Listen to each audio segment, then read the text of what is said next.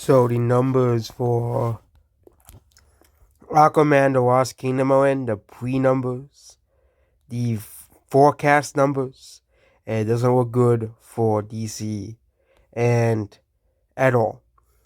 Again, this movie, doesn't really help that this movie is also not canon to the DCU that James Gunn is creating.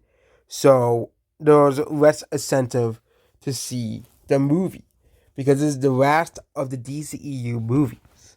Okay, this is the last of the DCEU movies. And people talk about what canon doesn't really matter because Joker and the Batman made money. But those movies were always never connected to the DCEU. The DCEU was a failure, and this movie's connected to that failure. Okay,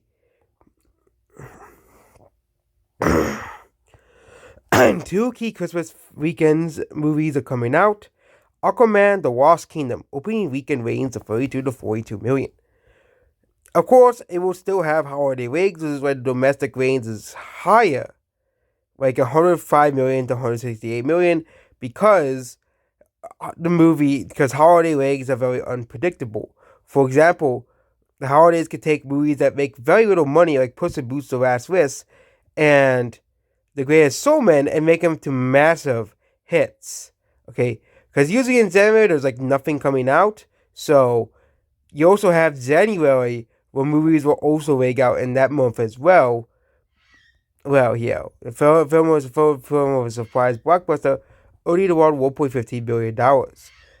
A simply modest rate December, theoretical rate in 2018 as well. The general appetite for comic book movies as well, and has comic book movies have basically softly declined in popularity, mostly because people don't care about superhero movies anymore.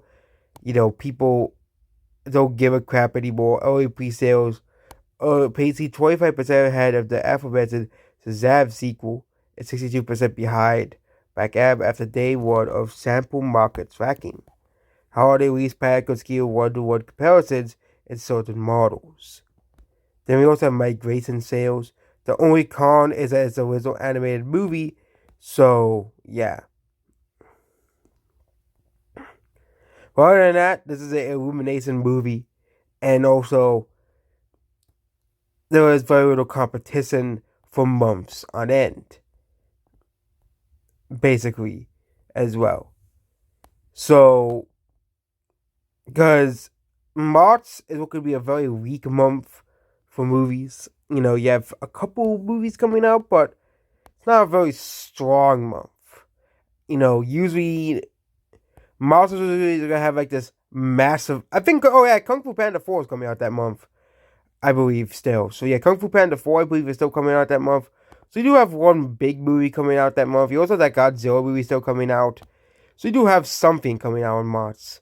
But the Spider-Verse was delayed.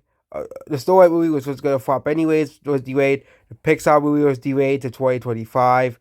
I don't know why they delayed that, considering the fact that the movie was basically complete already. I really think because they thought both of those movies would flop.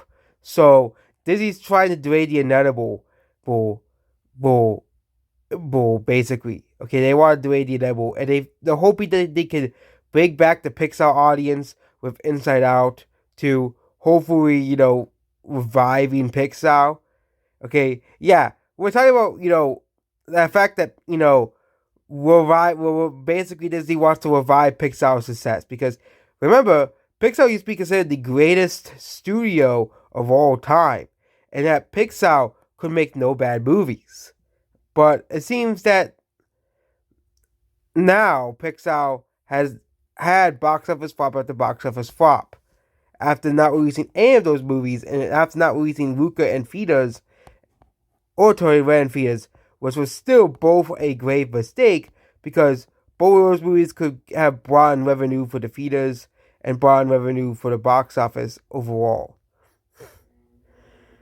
Oh, you also have some other numbers for like Wonka and stuff. Wonka should also do pretty well over the holidays despite its small opening, because they're really aiming for the holiday legs.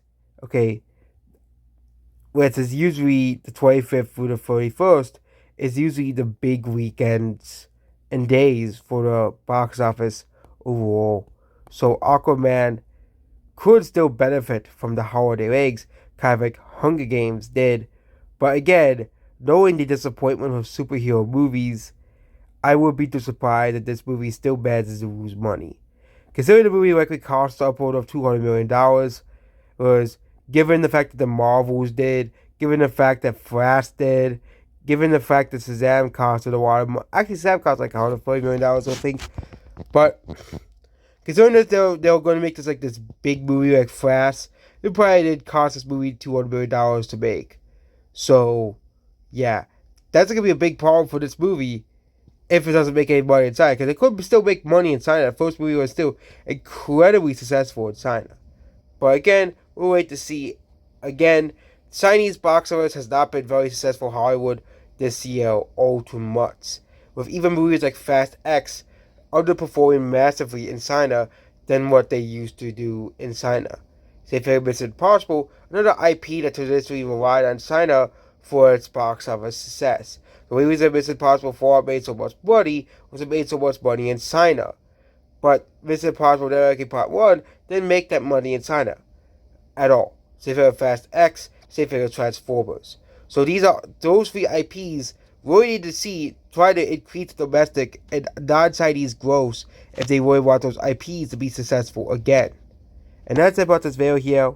Goodbye.